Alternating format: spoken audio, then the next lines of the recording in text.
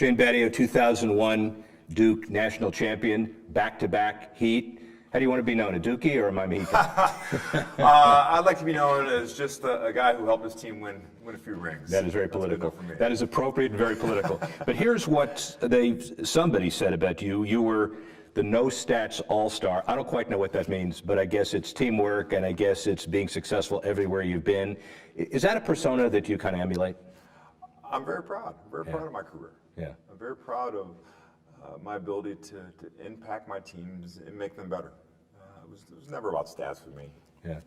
I played for some fantastic coaches and started with my dad in Birmingham Little League, and he always told me, look, if your team is successful, you'll be recognized.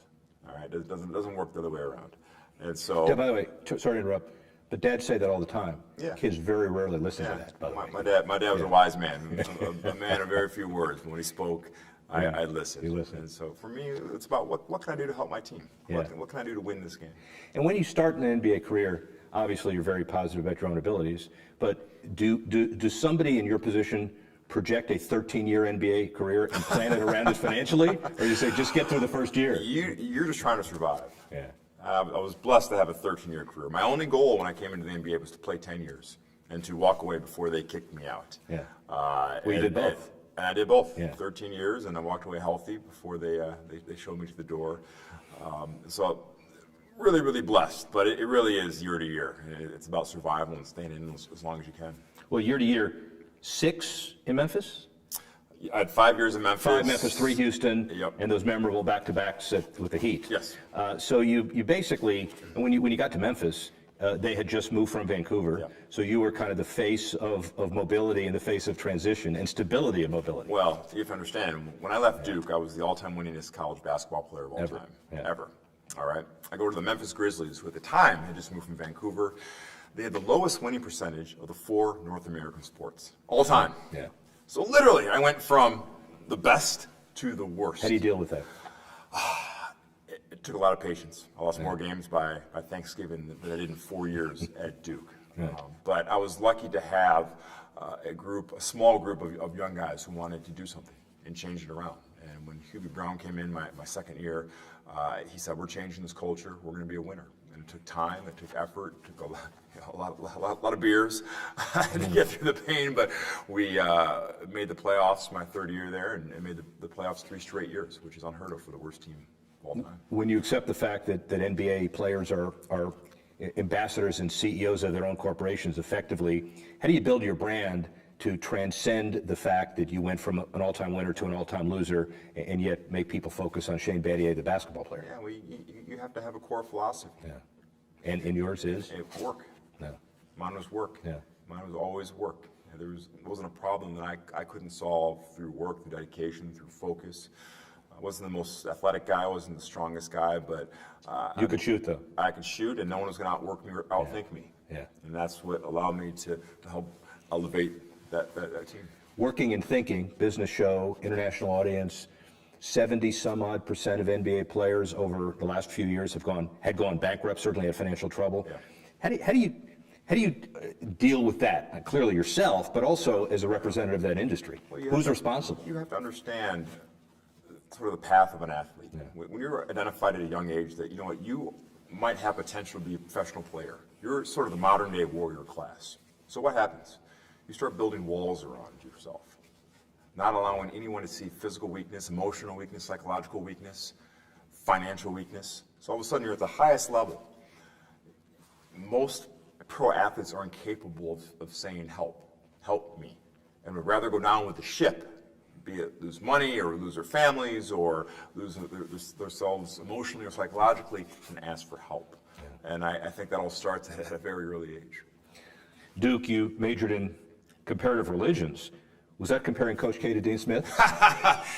Those are 2 great basketball deities right there. I really enjoyed my study at Duke around comparative religions. I figured, if I'm going to be there for 4 years, maybe I'll learn something that I enjoy and I want to learn about. And so it was fascinating. Yeah, and obviously Duke, we're all biased, but Duke does it right. Duke prepares you, nurtures you, trains you. From a perspective of someone all-time winner, played more games. Yeah. What do you think of the one and dones? I don't judge anybody. Yeah. Everybody has their own path.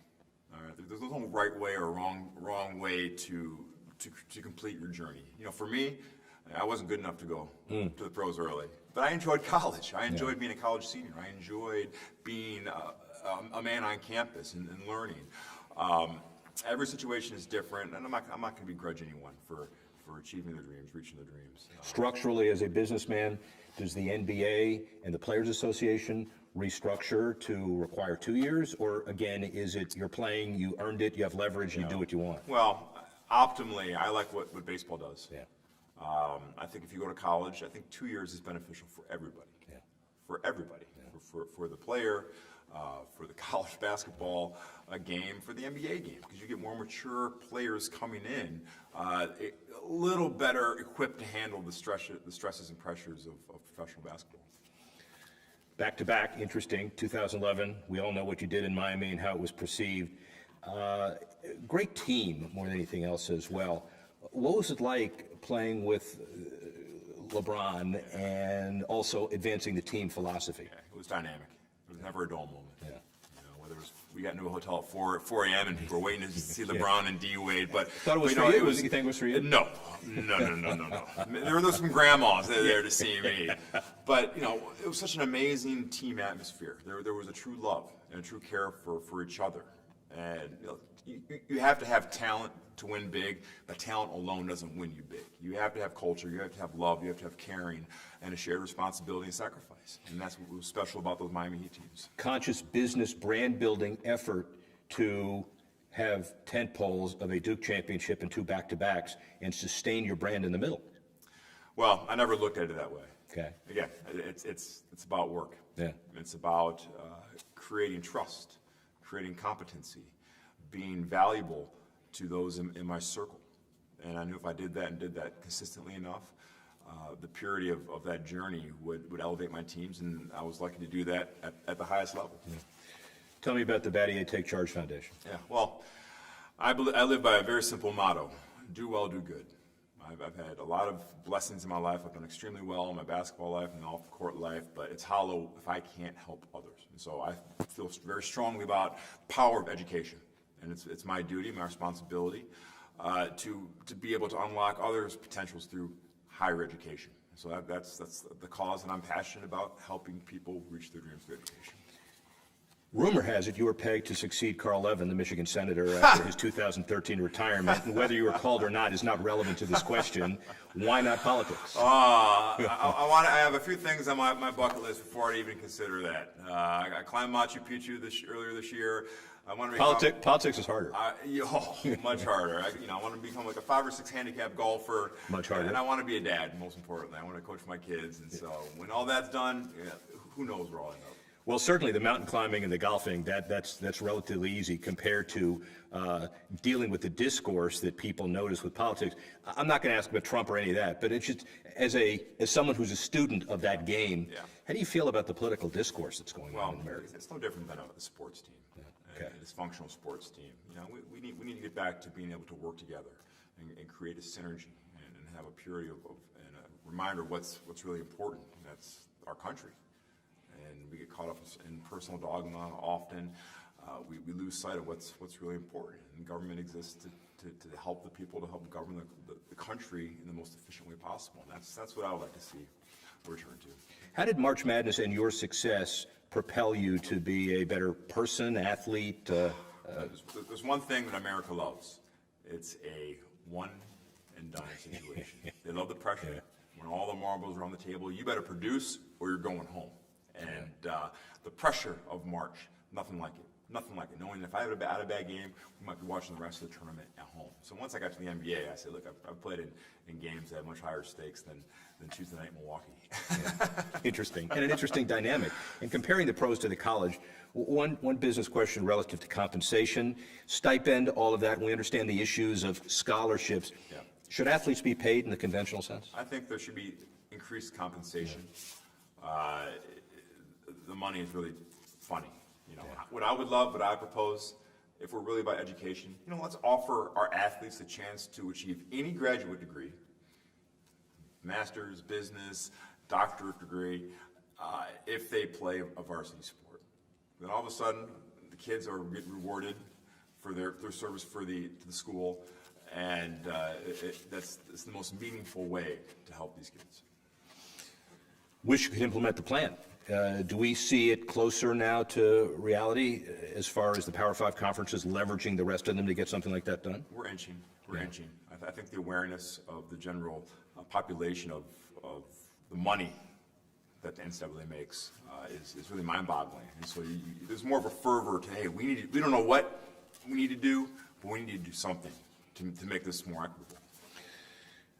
Emil Jefferson, medical redshirt. This kid Giles looks like a great recruit. Plumlee's gone, but you got a great freshman team. Grayson Allen looks great. Yeah. This year, we're probably not going to run it before the Final Four. So let's forget about this year. Long term looks pretty good, though, right? Look, you have Coach K. You always have a shot. Yeah. He's as good as he ever was, and his energy for a 7-year-old is amazing. Yeah. And they're banged up, a little short this year. Never count them out next year. Yeah. Yet to give back one, the 2001 Duke championship or both Heat championships? Oh, no, I can't answer that, right? Well, go ahead. You know what? Championships are like the kids. All right? You don't love one more than the other. You love them differently. Yeah, very good. On that note, man, I really appreciate it. All right. Thank you very much. Awesome.